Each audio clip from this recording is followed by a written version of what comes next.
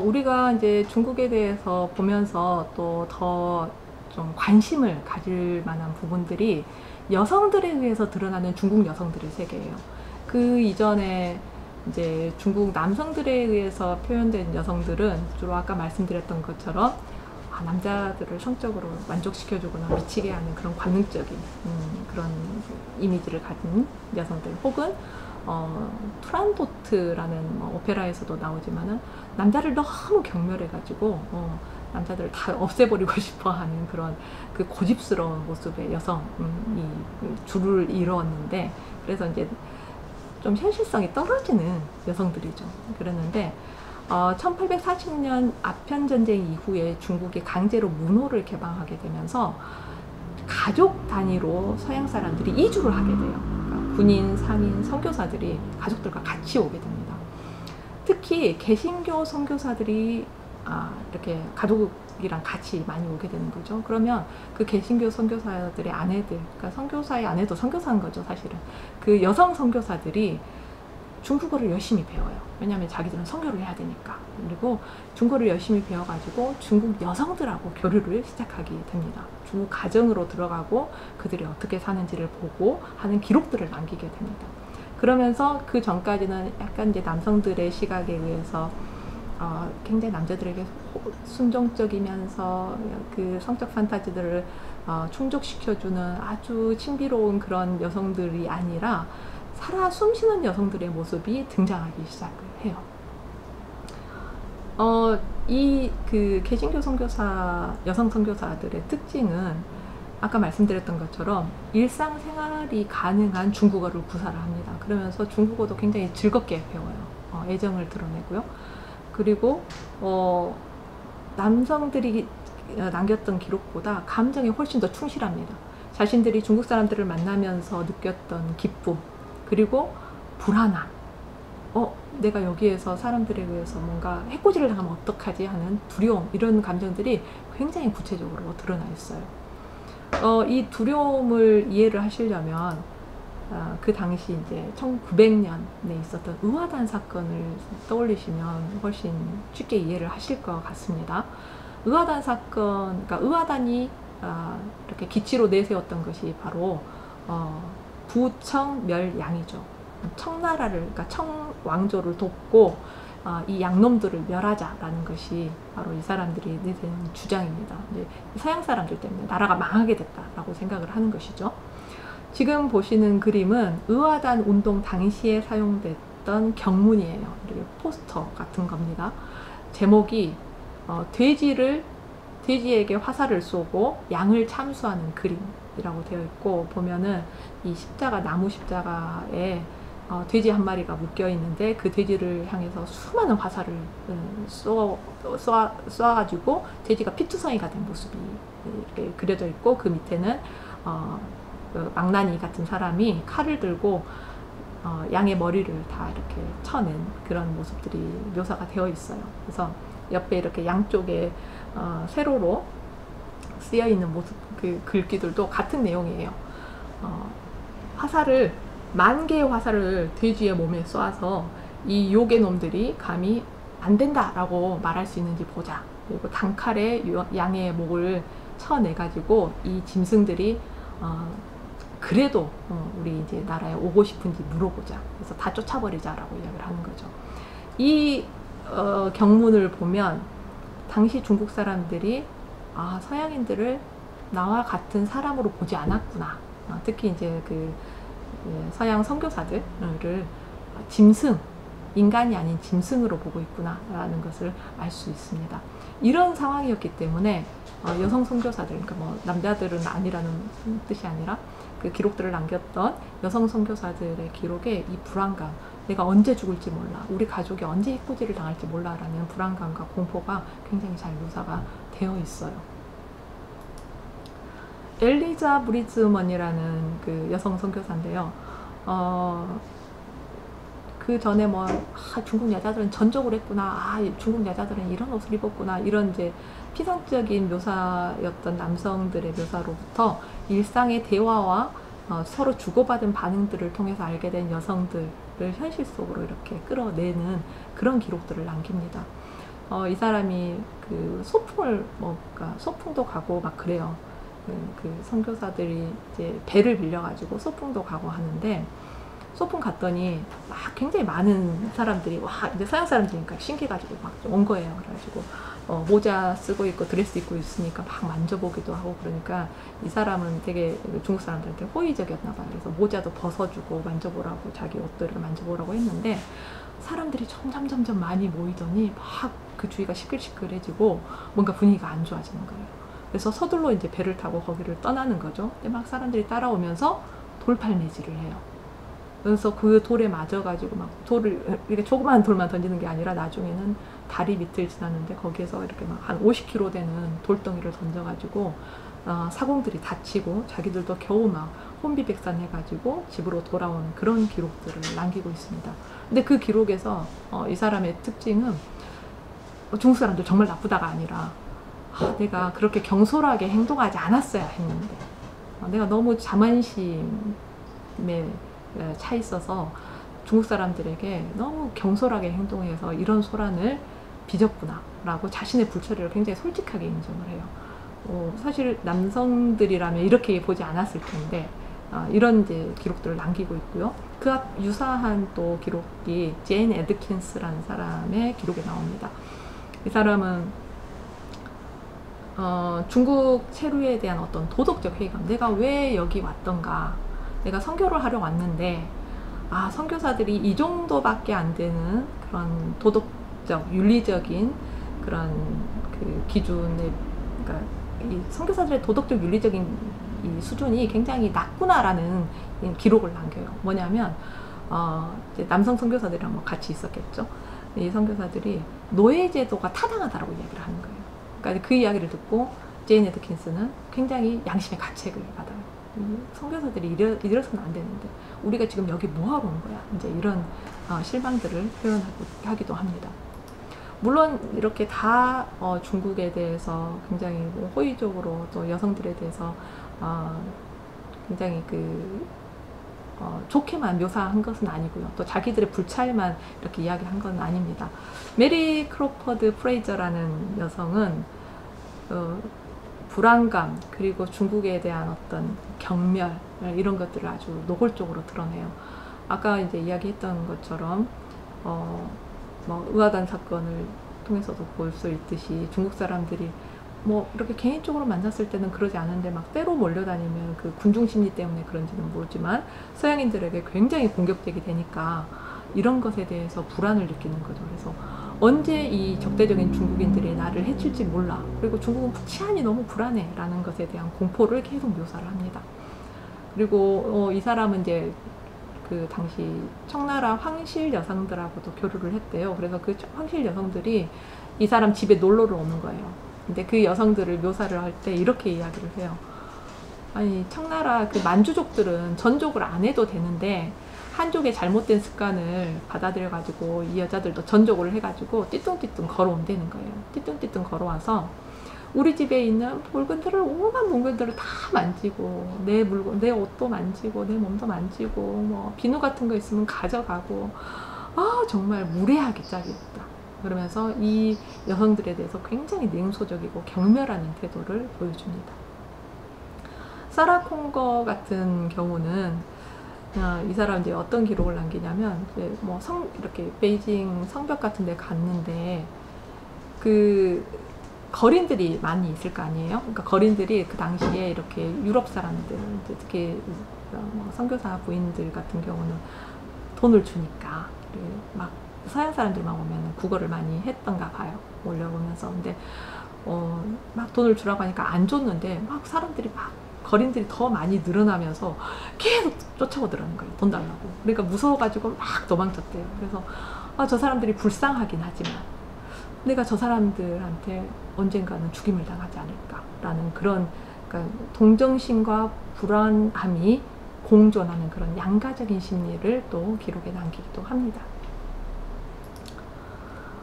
저는 개인적으로 이 여성들에 의해서 드러난 여성들의 세계가 펄벅 여사의 대지에 굉장히 잘 나타났다라고 생각이 돼요.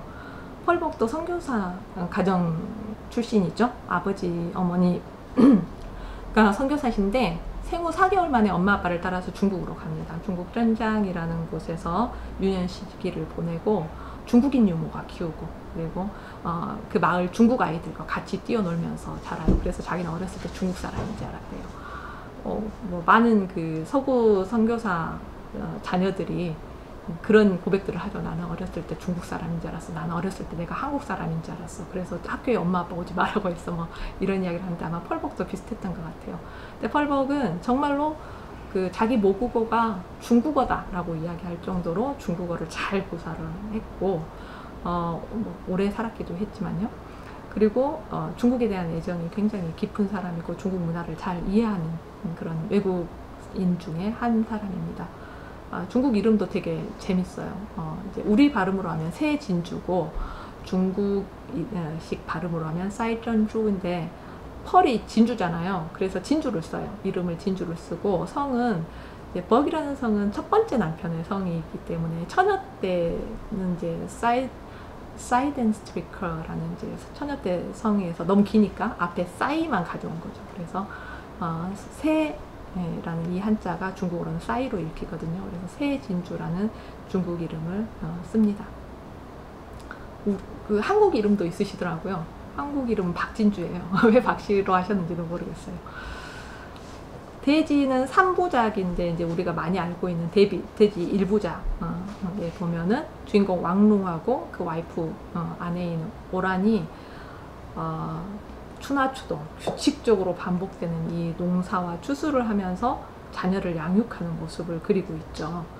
근데 사실 중국에서는 굉장히 보편적이고 평범한 일상이고 모습인데 이게 서구에서 봤을 때는 가장 이국적인 모습인 거예요. 근데 그거를 굉장히 구체적으로 묘사를 해주고 있습니다. 대지 일부를 보면 이제 그렇게 농사짓고 평범하게 알콩달콩 살다가 큰 흉년이 들죠. 그래서 이제 온 식구들이 굶어 죽을 것 같으니까 할 수 없이 이제 큰 도시로 나가서 구걸을 하고 살다가 거기서 밀란이 일어납니다. 또 막 그 큰 부잣집 같은 경우는 약탈을 당하는데 그때 왕룽과 오란도 어느 부잣집을 털죠. 털어서 왕룽은 돈을 가져오고 이제 오란은 벽 사이에 숨겨놓은 보석을 가져와요. 그래서 이제 그거를 종잣돈으로 해서 땅을 사서 땅을 좀 많이 사가지고 그 땅에서 농사를 짓고 점점 부자가 되는 것이죠. 그래서 부자가 됐는데 부자가 되다 보니까 이제 주인공 왕룽 씨가 딴 데로 눈을 돌리잖아요. 예쁜 기생인 레안화라는 예쁜 기생한테 빠져가지고 막 또 무질제하고 그런 약간 그 타락한 생활을 하다가 나중에 이제 좀 정신을 차리긴 하지만 그 와중에 이제 와이프인 오라는 병이 걸려서 죽고, 그리고 다 장성한 아들들은 아버지가 목숨처럼 어머니가 목숨처럼 여겼던 땅을 자신들의 필요에 의해서 처분을 하자라는 이제 그런 이야기를 나누는 중에 아버지가 막 노발대발 화를 내시지만은 자기들끼리는 암묵적으로 그렇게 하자라는 그 약속을 하고 이제 일부가 끝나게 됩니다. 펄벅 여사는 이 땅의 상실이 의미하는 걸 굉장히 잘 아셨던 것 같아요. 그러니까 이 땅이라는 것이 전통적인 중국 사회가 쇠퇴한다라는 것을 의미한다는 것이죠. 그래서 그 부분들을 잘 이제 짚어주고 있는데, 제가 이제 이 소설에서 더 함께 보고 싶은 것은 여성을 어떻게 묘사를 했는가 하는 것입니다. 특히 그 여자 주인공 오란을 이렇게 이제 이야기를 하는데, 저희가 이제 이 소설을 재밌게 보신 분들이라면 가장 좀 애정이 가는 인물이 바로 오란이 아닐까 싶어요. 그러니까 왜 그럴까라고 생각을 해봤어요. 이제 여러 의견들이 있으시겠지만 제 개인적으로는 이 오란의 모습에서 우리 할머니 혹은 어머니의 모습이 계속 보이는 거죠. 맞아, 우리 할머니도 저렇게 살았는데 우리 엄마도 저렇게 살았는데 라는 모습이 보이면서 굉장히 뭐랄까 동정이 가고 애틋하고 안됐고 뭔가 안아주고 싶은 그런 이제 그 감정들을 불러일으키는 인물이라고 할 수 있습니다. 그 인물에 대해서 굉장히 잘 묘사를 하고 있어요. 너무나 가난해서 부잣집에 팔린 아이예요. 어렸을 때. 그래가지고 그 부잣집에서 부엌대기로 온갖 구박을 다 받고 살다가 나중에 이제 커서 왕룽에게 시집을 가는 것이죠. 시집을 와서도 워낙 과묵하고 자기 일만 열심히 하는 그런 와이프였는데 첫 아이를 뵈게 돼요. 근데 집에 다 남자인 거예요. 아버지, 숙부, 왕릉 다 남자고 어머니도 안 계시고 누구 해산을 도와줄 사람이 없으니까 왕릉이 걱정이 돼서 자네가 옛날에 그 일했던 그 부잣집에서 아는 사람을 좀 불러와서 아이 낳을 때 도와달라고 하자라고 의견을 제시를 해요. 그랬더니 절대 안 한다고 해요. 그러면서 뭐라고 하냐면 제가 다시 그 집에 찾아갈 때는 제 팔에 아들을 안고 가야 해요. 아이에게는 빨간 저고리와 빨간 꽃무늬가 있는 바지를 입히겠어요. 그리고 머리에는 금빛의 작은 부처님을 앞에 붙인 모자를 씌우고 발에는 호랑이 얼굴이 그려진 신을 신기겠어요. 이제 뭐 이거는 다 이제 그 액땜 하려고 붙여놓은 그런 장식들이죠. 그리고 저도 새 신을 신고 오리 가는 검은 무명 저고리를 입고 제가 일하던 부엌과 큰 마님이 앞편을 빨고 계신 큰 방으로 가서 온 집안 사람들에게 저와 아들을 보여주겠어요. 자기가 그 구박받고 고생하던 그 사람들에게, 그러니까 그 장소로 다시 갈 때는 내가 그 사람들한테 이렇게 복수를 하겠다라는 거예요. 내가 더 이상 당신들한테 무시당하고 매맞던 그 오란이 아니다. 나도 어엿한 집안의 아내이고 어머니이고 아들을 낳은 엄마다.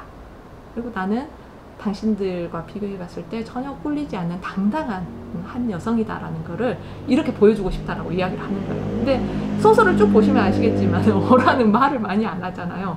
최고로 말을 많이 한 게 이거예요. 그러니까 이 대사가 딱 나오고 난 다음에 뭐라고 나오냐, 왕릉은 오란이 이렇게 말을 많이 하는 거를 처음 봤다라고 이야기해요. 자기가 계속 이것에 대해서 꿈꿔왔던 거죠. 나는 이런 사람이 될 거야. 나는 여기에서 이제 정체성을 찾을 거야. 라고 강력하게 이제 자신의 열망들을 보여주고 있는 것입니다. 그래서 참, 다행히도, 크게 이제 농사를 많이 짓는 그런 부잣집 만화님이 됐음에도 불구하고 남편의 애정을 충분히 받지 못하죠. 남편이, 바람이 난 다음에는 이 기생한테 혹 빠져가지고 부인이 안 이쁜 거예요. 못생겼고 안 이쁘고 둔하고 막 이렇게 해서 막 더 좀 구박을 하고 하는데, 이 오란이 부잣집에서 보석을 이렇게 훔쳤을 때 다른 보석들은 다 땅을 사는데 보탰지만은 진주 두 알만 자기가 가지고 있죠. 그래서 그거를 이렇게 조그만 주머니를 만들어서 목에다 항상 걸고 다녀요. 그래서 남편이 이게 뭐야? 왜 이거는 땅 살 때 안 내놨어? 그랬더니 이거는 갖고 싶어요 라고 이야기해요. 처음으로 자기의 어떤 욕망을 이야기하는 거죠. 이거는 갖고 싶어요. 근데 그 후에 이제 오란이 그 아들, 딸 쌍둥이를 낳거든요. 그러니까 왕릉이 이제 지나가는 말로 농담으로 이래서 그 진주 두 알을 갖고 싶어 했구만. 이제 이렇게 이야기를 해요. 근데 왕릉이 이제 바람이 나니까 기생한테 뭔가 해주고 싶은 거예요. 이 여자도 막 그런 거를 원하고, 나는 누구는 금비녀가 있는데 나는 없네 어쩌네 이렇게 이제 앙탈을 부리니까 하필 생각난 게 이거예요. 오란이 가지고 있는 진주 두 알, 이걸로 귀걸이를 해줘야지. 그래가지고 이제 뺏으러 와요. 와이프가 이제 방망이로, 빨래방망이로 빨래를 막 하고 있는데, 두들기면서 빨래를 하고 있는데 와서 그대노라고 하죠. 그러니까 오란이 왜요? 그러니까 임자는 어차피 하지도 않을 것이고 필요도 없잖아. 그러니까 오란이 뭐라고 하냐면 나중에 이걸로 귀걸이를 하고 싶다라고 해요. 근데 자기 귀걸이가 아니라 막내딸이 시집갈 때 귀걸이를 해주고 싶다라고 이야기를 하거든요. 그랬더니 그런 거는 예쁜 여자들이나 하는 거지, 뭐 얼굴 까맣고 그러는 여자들은 어울리지 않는다고 그래서 이제 뺏는 거죠. 남편이 그렇게까지 원하니까 줄 수밖에 없고, 오라는 알아요. 이걸 왜 주라고 하는지 아는 거죠. 물어보지 않았지만 뭐 빤한 일이죠. 그리고 이제 보석을 주고 난 다음에 아무 말도 안 하는데 그녀의 행동이 이제 묘사가 돼요. 그러나 방망이질을 시작한 오란의 두 눈에서는 구슬 같은 눈물이 후두둑 떨어졌다. 그녀는 흘러내리는 눈물을 닦으려고도 하지 않았다. 다만 나무 방망이로 빨랫돌 위에 빨래만 더욱 힘주어 두들린 뿐이었다. 이 아주 평범한 중국 여성들이 이제 남편과 가정이 아니면 어디 가서 살 데도 없는 어떤 그런 평범한 중국 여성들이 어떻게 자신의 감정을 표현하는가, 어떻게 자신이 닥친 그런 서러움과 아픔들을 묘사하는가, 이렇게 드러내는가를 굉장히 잘 묘사했다라고 생각이 돼요. 사실은 이런 묘사들은 중국 현대 지식인들이 보기에는 굉장히 불편한 구석이었을 겁니다. 왜냐하면 중국이 여전히 낙후되고 굉장히 미개한 그런 습관들에 젖어 있고, 여성들도 자신의 삶을 주체적으로 찾아가지 못하는 모습들이 계속 묘사가 됐잖아요. 그래서 사실 펄벅 여사에 대한 중국 현대 지식인들의 평가가 그렇게 후하지는 않아요. 그렇지만은, 그렇다 하더라도 이런 여성들이 굉장히 많았다라는 것은 사실이고, 또 이 여성들을 여성의 시각으로 따뜻하게 묘사했다라는 것은 참 의미 있는 일이라고 생각을 합니다. 서구의 중국은 이제 그래, 이제 더 이상 별 볼 일 없어 라고 하지만, 여전히 어떻게 묘사가 되냐면, 야, 정말 신비롭다 라고도 묘사가 되고, 중국인들은 무서워, 두려운 존재야 라고 또 묘사가 돼요. 이런 신비롭고 두렵다라는 이미지들이 계속 반복됩니다. 반복 재생이 되는데, 여러 가지 이유가 있겠죠. 그 중에는 중국에서 들어오는 여러 가지 그 공산품들, 예술품들, 보시는 바와 같이 아름다운 부채들이나 도자기, 차, 그리고 비단, 이런 것들을 보면서 정말 어떻게 이런 걸 만들지, 어떻게 이렇게 막 투명한 찻잔을 만들지, 이제 이런 감탄을 자아나게 하죠. 작년인가요? 여기 재작년인가 작년인가 광주 박물관에서 유럽 왕실의 이 보물들을 한번 전시한 적이 있어요. 거기 가니까 마이센이라고 지금은 굉장히 비싼 독일 메이커 도자기 회사 있잖아요. 마이센 초기 작품들, 마이센이 초기에 만든 작품들이 있는데 대부분이 중국 도자기 모방작이에요. 그래가지고 이제 되게 재밌게 진열을 해뒀는데, 중국 진품이 있고요. 유럽에 수출된 중국 진품이 있고, 그걸 모방한 마이센에서 모방한 작품이 있는데 너무 졸렬해요. 정말 형편없어요.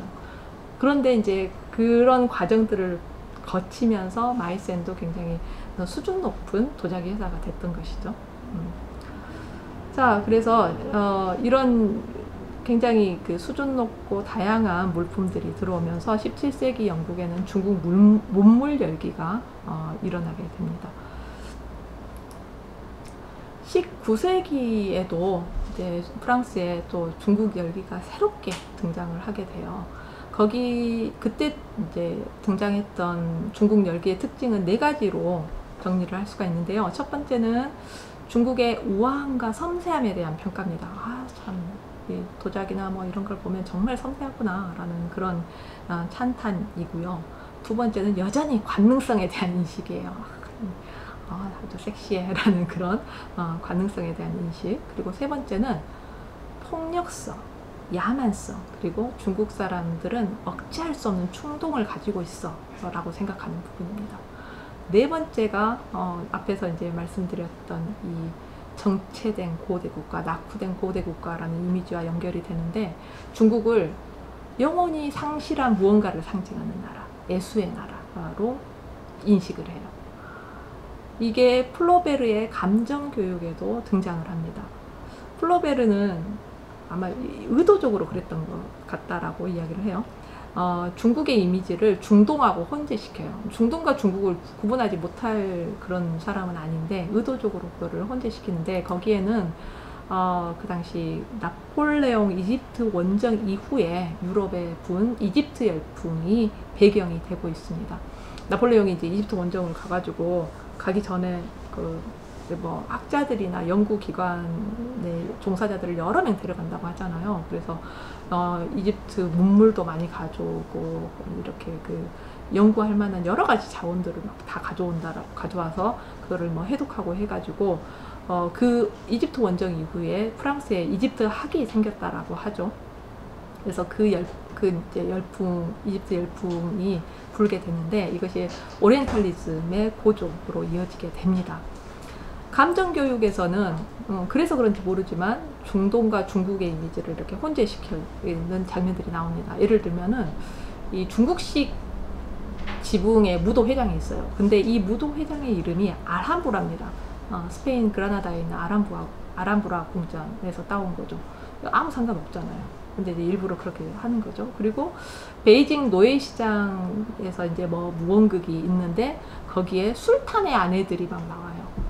술탄하고 예, 아무 상관없는 술탄하고 베이징의 뭐 무언극이 연결이 되는 식으로, 그런 식으로 일종의 이제 그 유럽 독자들의 흥미, 그리고 그 사람들의 어떤 그 신비롭고 뭔가 이상야릇한 그 중국이나 동양에 대한 그런 판타지를 채워주는 거기에 이제 부합하는 그런 묘사들이기도 한 것 같습니다. 그리고 이제 뭐 당시 유럽의 분위기가 이랬다라는 것을 전해주는 것이기도 할 것이고요. 이런 신비롭고 두려운 중국의 모습들은 피에르 로띠라는 사람의 기록에서도 찾아볼 수가 있습니다. 이 사람은 이제 군인인데 1900년 의화단 사건 때 이 의화단을 진압하기 위해서 일본을 포함한 이제 서구 열강이 그 베이징으로 들어가잖아요. 군대가 들어가서 진압을 하잖아요. 총 8개의 나라가 8개국의 연합군이 들어가서 의화단 이 사태를 종식을 시키는데, 그러고 나니 베이징이 어떻게 됐겠습니까? 난리가 났죠. 뭐 여기저기 막 시체가 널려 있고 또 뭐 황실의 보물들이 다 약탈당하고 이런 상황들이 된 거죠. 근데 이 사람이 베이징을 떠나기 전에 아내에게 보낸 편지에 그 베이징에서 느끼는 자신의 감정이 어떤 것인지를 보여주는 구절이 있어요. 공원에는 시체가 널려 있고 까마귀 떼가 들끓지만 그래도 아름다웠어.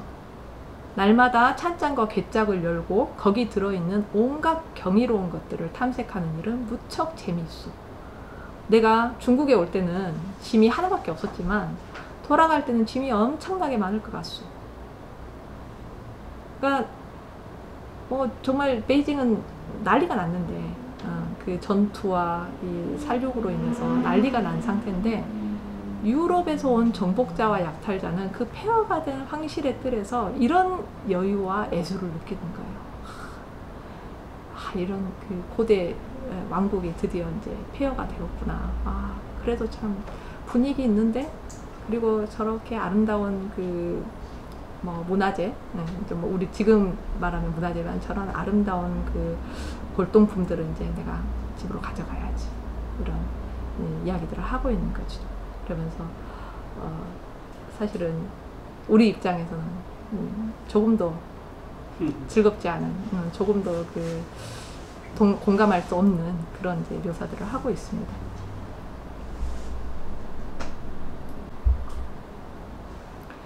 이렇게 이제 신비로운 중국, 그러면서도 두려운 중국이라는 이미지는 미국에서도 계속 등장을 하게 됩니다.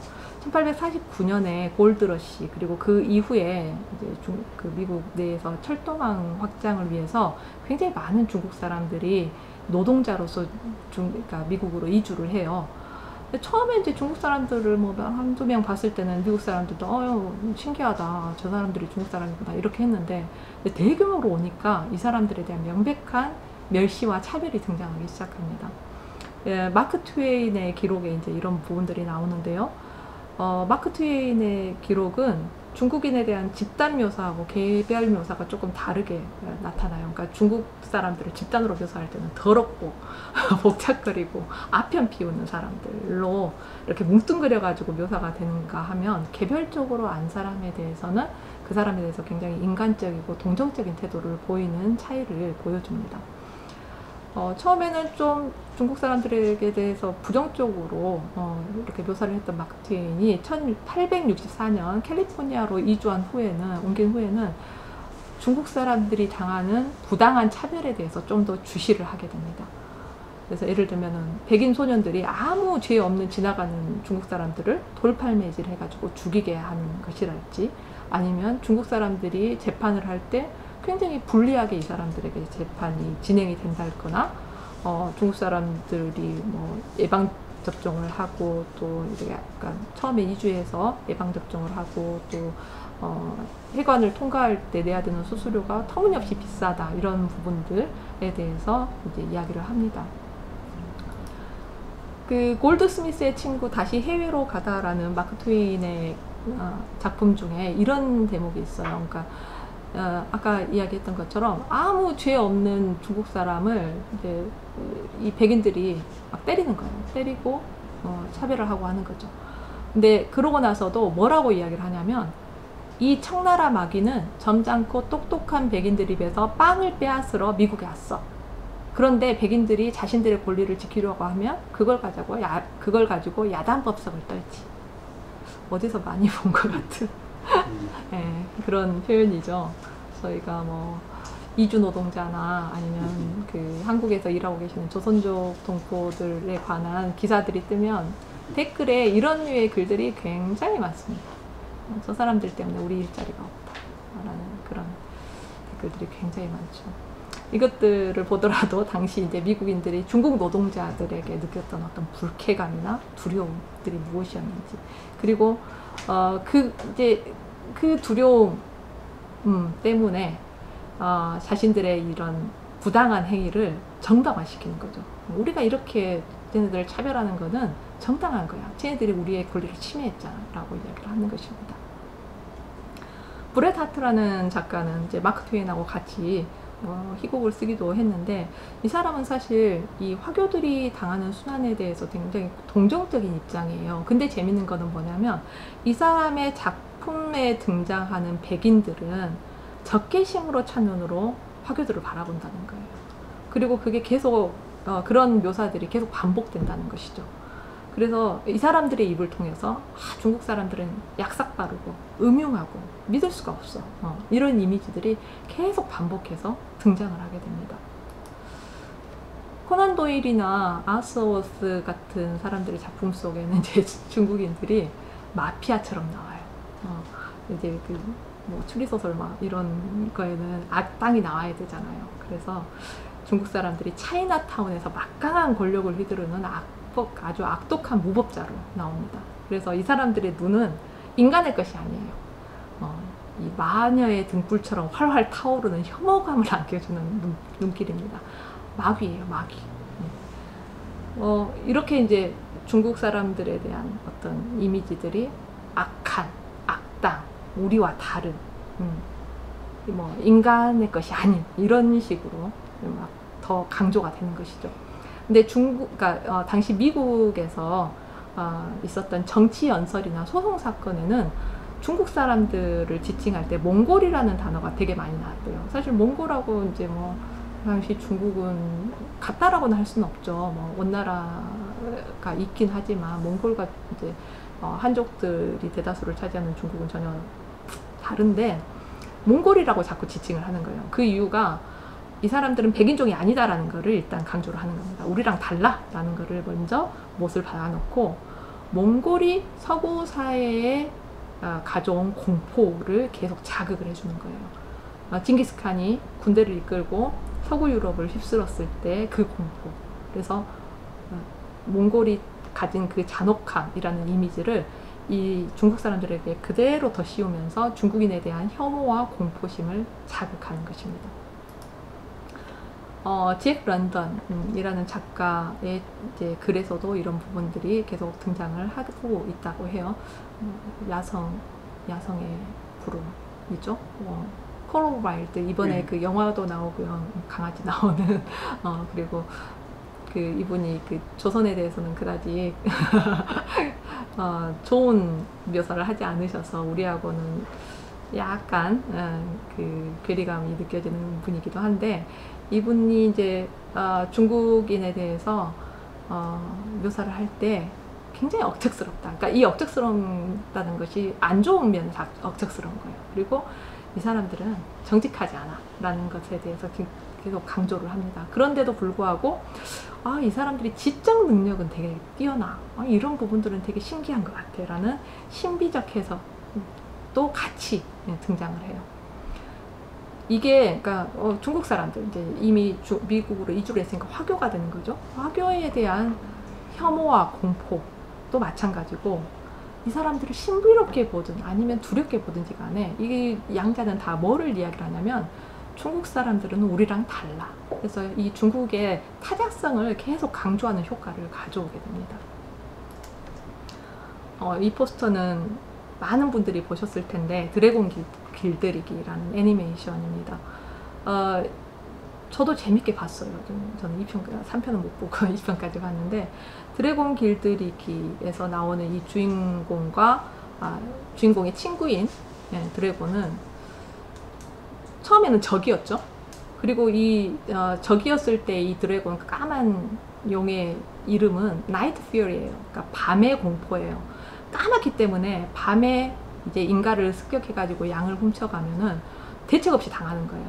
그러니까 밤의 두려움이었는데, 얘가 이제 다치고 난 다음에 주인공이랑 친해지고 서로 이제 도와주고, 나중에 이 주인공에 의해서 길들여지고 난 다음에는 더 이상 밤의 두려움이 아니게 되었죠. 그리고 서로 이제 협력해서 용들을 이 정신적으로 이렇게 조정하는 나쁜 그 대왕용을 없애고 인간과 용이 사이좋게 공존한다라는 식으로 이제 일부가 그 드래곤 길들이기 1편은 끝났는데요. 이게 이제 뭐 재밌게 볼 수도 있는 부분인데, 이 용이라는 존재를 동양, 서구 사람들이 바라보는 동양이라는 것과 이렇게 연결시켜 보면은 굉장히 불편한 부분들이 있습니다. 나에게 길들여지지 않으면 저 상대방은 두려움인 거예요. 나에게 두려움이고 적이 되는 것이죠. 근데 내 방식대로 길들여지면 그때서야 우리는 친구라고 할 수 있다 라고 하는 것이죠. 근데 만약에 그 서구가 나를 길들이기를 원하지 않는다면, 그리고 길들이지 않는다면 나는 영원히 적으로 남게 되고 두려움으로 남게 되는 것입니다.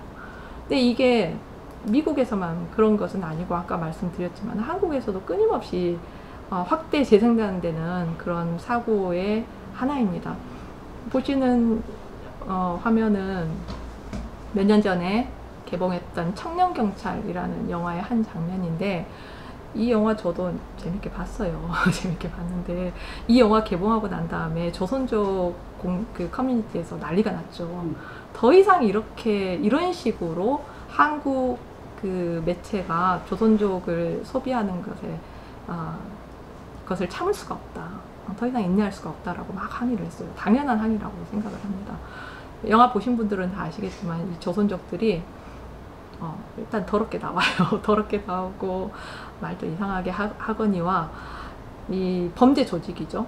젊은 여성들을 납치해서 난자를 불법으로 채취해가지고 비싼 값에 파는 일을 하는 그런 이제 범죄 조직으로 묘사가 되고 있어요. 근데 이 영화뿐만 아니라 굉장히 많은 우리나라 영화에서 조선족 이 동포들이 이렇게 소비가 돼요.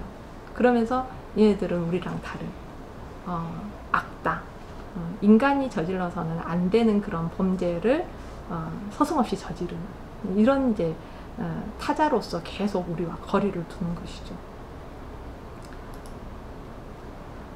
이렇게 극단과 극단을 오가는 이 시선들을 우리가 어떻게 극복할 것인가 하는 것이 지금 우리에게 남겨지는 과제인 것 같아요. 쉽지 않죠. 이게 어떻게 가능하겠어요. 수천 년 동안 이렇게 살아왔는데 쉽지는 않습니다. 하지만 수천 년 동안 이렇게 살아왔으니까 뭐 계속 그렇게 살라는 법은 없죠. 러셀 북경에 가다는 이 버트랜드 러셀이 이제 1920년대 중국을 방문하고 난 다음에 자신이 중국 문제에 대해서 가지고 있는 생각들을 적은 책입니다. 제목을 참 잘 번역을 하신 것 같아요. 제 생각에는. 원래 그 원 제목은 The Problem of China인데, 만약에 우리 제목으로 그대로 중국의 문제라고 하면 누가 이 책을 사겠어요. 역시 이제 마케팅을 잘해야 되는 것 같습니다. 책을 팔려면. 러셀 북경에 가다라고 해서 훨씬 그 독자들에게 친숙하고 재밌게 접근을 해주신 것 같아요.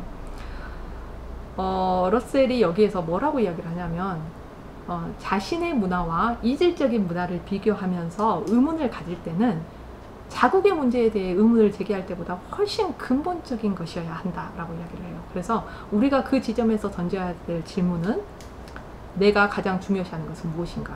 그리고 내가 한 사회가 다른 사회보다 바람직하다고 판단하는 기준은 무엇인가? 내가 이 세상에서 실현되기를 바라는 것은 무엇인가? 라는 질문을 던져야 된다는 거예요. 자기 자신에게. 무슨 말이냐면, 나의 위치가 어디에 있는가부터 보라는 거죠. 다른 사람 이야기하기 전에. 내 위치가 어떠한 것인지 먼저 명확하게 알고 있어야 된다.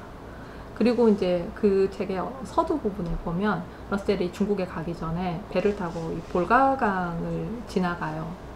거기 그 배에 유럽의 많은 지식인들이 타고 있습니다. 그래서 배를 타고 가는 내내 당시 이제 국제적인 문제들, 1차 대전이 끝나고 또 세계가 굉장히 좀 혼란스러운 상황이었으니까 중국도 그렇고 일본이 그 군국주의, 일본의 군국주의가 막 대두되던 시기이고 하니까 세계 여러 상황들과 어떤 진보적인, 혁명적인 이런 그 흐름들이 어떻게 가야 되는가 이런 이야기들을 계속 나눴대요, 배에서.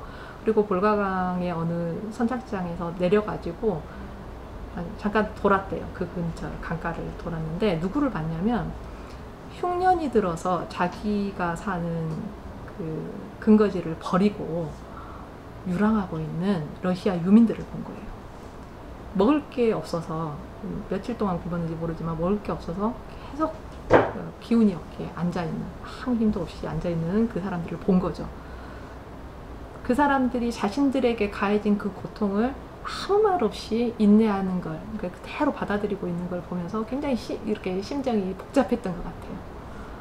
그리고 다시 이제 유럽인들이 묵고 있는 숙소로 돌아왔는데 거기서 이제 유럽 사람들은 계속 또 같은 이야기를 하는 거예요. 앞으로 세계는 어떻게 해야 되고 정치는 어떻게 해야 되고 이 혁명은 어떤 식으로 흘러가야 되고 이런 이야기를 계속 하는 거죠.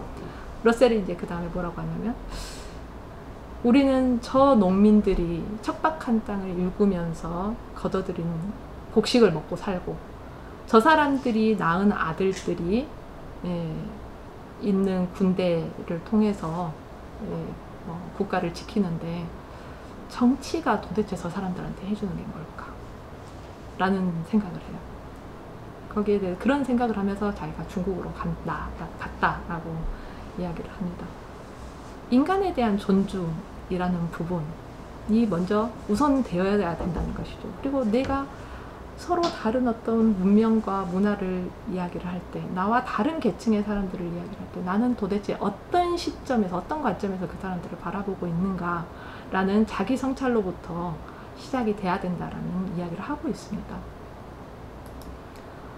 같은 맥락에서 이 위화의 사람의 목소리는 빛보다 멀리 간다를 이야기할 수 있을 것 같아요.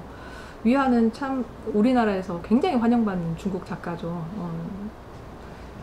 무신 외에는 근데 책이 제일 잘 팔린 작가가 중국 작가가 아닐까 싶습니다. 거의 이 사람이 이제 책을 내면 다 거의 한국어로 번역이 되니까요. 이 책은 2012년에 나온 산문집입니다. 중국에서도 나오긴 했는데 중국에서는 이제 내용을 일부 좀 삭제하고 출판을 했고요. 이제 대만에서 먼저 나오고 그 대만에서 나온 책을 이제 우리나라에서 번역을 한 건데요. 원래 제목은 10개의 단어 속의 중국이에요. 그러니까 참 문학동네에서 이것도 책 제목을 잘 정하셨죠. 10개 단어 속의 중국이라면 누가 사겠어요. 사람의 목소리는 빛보다 멀리 간다. 훨씬 설득력 있고 뭔가 있어 보이잖아요. 물론 이제 이 책에 나오는 한 구절입니다. 위화는 되게 유머러스하고 재밌고 그리고 인간에 대한 애정이 많은 그런 작가라고 생각을 해요. 이 사람의 경력도 되게 재밌습니다. 원래 작가 하기 전에 치과 의사를 했어요. 근데 우리가 아는 그런 치과 의사 말고요. 6년 동안 치대 다니고 인턴 레지던트 수련과정 거치고 하는 그런 전문 치과 의사가 아니라 굉장히 간단한 의료 교육을 받고 위생 교육을 받고 난 다음에 바로 현장에 투입돼서 이만 뽑는, 그러니까 마취하고 발치하고 지혈시키는 그런 이만 뽑는 치과 의사를 했어요. 발치사죠, 엄격하게 말하면. 근데 이제 중국은 마오쩌둥 시대 중국은 어떤 특징이 있냐면 굉장히 못 살았는데도 불구하고 그 못 사는 과정 중에도 국민들에게 의료 혜택이나 복지 혜택이 골고루 가도록 시스템을 좀 만들어 놨어요. 그래서 많은 대부분의 그 국민들이 의료 혜택을 받을 수 있도록 제도가 마련되어 있었어요. 근데 그 의료 시스템이 제대로 작동이 되려면 우리가 이제 이 코로나 사태에서 봐도 알지만 의료진들이 많아야 되잖아요. 근데 중국이 어떻게 이 현대화된 의미의 의료진들이 많겠습니까? 안 되죠. 그렇다고 해서 이 사람들에게 필요한 이런 의료 서비스를 포기할 수는 없으니까 어떻게 이제 대안을 마련하냐면 위아가 이제 발치사 그 훈련을 아주 속성으로 받았던 것처럼 맨발의 의사라는 제도를 시행을 해요. 그래서 이제 아주 단기 코스로 위생교육 그리고 의료교육을 받게 해요. 뭐 주사 정도 놓을 수 있을 정도로, 링거 정도 꽂을 수 있을 정도의 교육을 시키고, 사람들에게 그 뭐 기생충 약 먹이고, 뭐 이렇게 손 잘 씻어야 된다라는 그런 보건 교육을 시키는 이런 사람들을 많이 양성을 합니다. 그리고 그 사람들을 전국 각지로 다 보내요. 뭐 대도시는 필요 없겠지만 농촌이나 그 노동자들이 많이 있는 공장, 그리고 아이들이 있는 어린이집 뭐 이런 데로 보내가지고 예방접종을 시키게 해요. 위아가 그걸 한 거예요. 발치만 한 게 아니라 이제 그것도 한 거예요. 근데 예방접종을 시키려면 주사기가 있어야 되잖아요. 그때 무슨 일회용 주사기가 있겠어요. 이렇게 소독해서 써야 되는 그런 주사밖에 없는 거죠. 그러니까 뭐 이렇게 주사 바늘만 계속 교체해가지고 놔주고, 그 주사 바늘도 하나 갖고 막 여러 명 놓고 이런 시스템이었다라고 해요. 근데 위아가 이제 이 글에서, 이 책에서 뭐라고 하냐면, 주사 바늘을 한 두세 명 놓고 나면 주사 바늘이 휜대요. 그럼 휘면은 그 다음에 맞는 사람은 굉장히 아프겠죠. 그리고 아프고 이게 꽂을 때도 아프고 나올 때도 아픈 거예요. 그리고 이게 반듯하지 않으니까 뽑아낼 때 살점이 아주 약간 있지만 살점이 느껴 나오는 경우도 있었대요. 근데 그렇게 하려면, 그러니까 그렇게 안 하려면 그 주사 바늘을 일일이 다 갈아야 된대요. 숫돌에다가 다 갈고 미리미리 많이 준비해가지고 다 갈아놔야 된대요. 근데 그게 너무 귀찮은 거죠. 자기가 한두 군데 가는 것도 아니고. 근데 주로 이제 노동자들이 있는 그 공장에 가서 예방접종을 하는데, 그래서 이제 그냥 대충 한 거예요. 대충 했는데 사람들이 아프다고, 왜 이렇게 아프냐고 이야기를 안 하는 거예요. 표정을 보니까 아픈 것 같아요. 눈을 찔끔 감아요. 막 이렇게 등치가 산만한 사람들이 눈을 찔끔 감고, 어떤 사람은 너무 아프니까 이 정도 신음을 내는데 왜 이렇게 아프냐고 반항하거나 대성통곡하는 이런 사람은 없는 거예요. 그래서 괜찮은가 보다라고 생각했대요. 나중에 어린이집을 간 거예요. 애기들 있는 어린이집을 갔는데 애들은 못 참잖아요. 난리가 나버린 거죠. 애들이 울고 불고 막 대성통곡을 하고 난리가 난 다음에 이 사람이 이게 문제가 있구나를 깨달았대요. 이렇게 주사를 놓으면 안 되겠구나 라고 생각한 다음에 그때부터 이제 열심히 주사 바늘을 그 손이 그냥 퉁퉁 트도록 이렇게 물 때문에 이제 그 숫돌에 갈아야 되니까 물 때문에 이제 퉁퉁 불도록 주사 바늘을 열심히 갈았다라고 이야기를 해요. 그러면서 뭐라고 이야기를 하냐면, 나는 고통에 울부짖던 아이들의 모습을 보고서야 노동자들의 고통을 의식할 수 있었다. 내가 노동자들과 아이들에게 예방주사를 놓기 전에 먼저 구부러진 주사바늘을 내 팔에 찔러 보았더라면, 그리고 바늘에 딸려 나온 나의 피와 살점을 보았더라면 어땠을까? 아이들이 고통으로 울부짖기 전에 노동자들이 극심한 통증을 못 이기고 신음하기 전에 그 고통이 어떤 것인지 느낄 수 있었을 것이다. 이런 느낌은 내 뼛속 깊이 새겨졌고 그 뒤로 내 글쓰기에 그림자처럼 따라다녔다. 타인의 고통이 나의 고통이 되었을 때 나는 진정으로 인생이 무엇인지, 글쓰기가 무엇인지 깨달을 수 있었다 라고 이야기를 해요. 인간 생명에 대한 구체적인 경험과 그 인식의 중요성을 알게 된 다음에 타인과 나와의 거리가 훨씬 줄어든 것이죠. 사실 이런 부분들, 러셀이 이야기했던 부분들과 이런 부분들을 우리가 타자를, 지금 뭐 타자라고 이렇게 딱 규정 지어놓는 그런 사람들을 대할 때 적용해야 하지 않을까라는 생각을 하게 됩니다. 서구가 그러니까 서양이 동양에게 그렇고, 동양이 서양에게 그렇고, 중국인들이 한국 사람에게 그렇고, 한국 사람들이 중국 사람에게 그렇고, 우리가 조선족에게 그렇고, 조선족 동포들이 또 한국 사람들에게 그렇고, 서로 계속 쟤네들은 우리랑 달라. 차이가 없을 수는 없죠. 우리가 다 차이가 있으니까 뭐 세상이 굴러가는 거 아니겠습니까? 근데 차이를 차별화시키지 않으려면 우리가 가장 중심이 되는 것은 저 사람이 나와 차이가 있는 나와 다른 저 사람이 나와 똑같은 생명을 가지고 있고 나처럼 감정을 느끼는 사람이야, 인간이야 라는 의식에서부터 시작을 해야 된다는 것이죠. 그리고 러셀이 이야기했던 것처럼 내가 다른 사람을 보는 그 인식의 출발점은 도대체 무엇인가. 구체적으로 예를 들면 이런 거죠. 이희경이라는 사람은 한국 사람이고 광주 사람이고 또 전남대에서 일하는 사람이기 때문에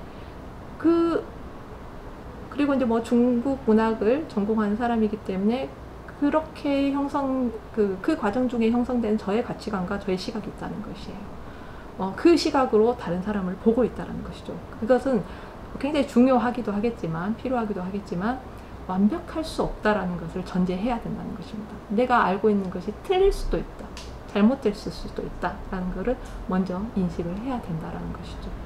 그리고 아무리 하찮게 보이고 아무리 별 볼 일 없게 보이고 혹은 그와 정반대로 너무나 신비스럽게 보이고 너무나 위대하게 보이더라도 그 사람도 그 존재도 그 지역도 역시 생명을 가지고 감정을 가진 동일한 인간이라는 이 측면을 인식을 한다면 우리가 극단과 극단으로 오가는 이 왜곡된 서로에 대한 인식으로부터 조금 더 자유로워질 수 있는 그 발걸음을 내디딜 수 있지 않을까라고 생각이 듭니다.